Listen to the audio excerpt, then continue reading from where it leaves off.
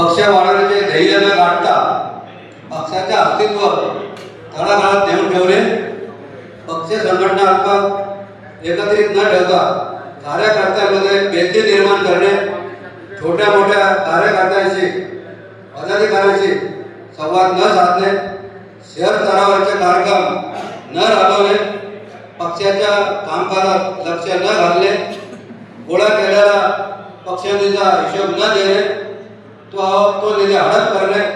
निवडणुकीच्या कालखंडात मिळालेल्या निधीमध्ये अफरातफर करणे, पक्षाच्या नगरसेवकांची संख्या कमी होणे, पक्षाच्या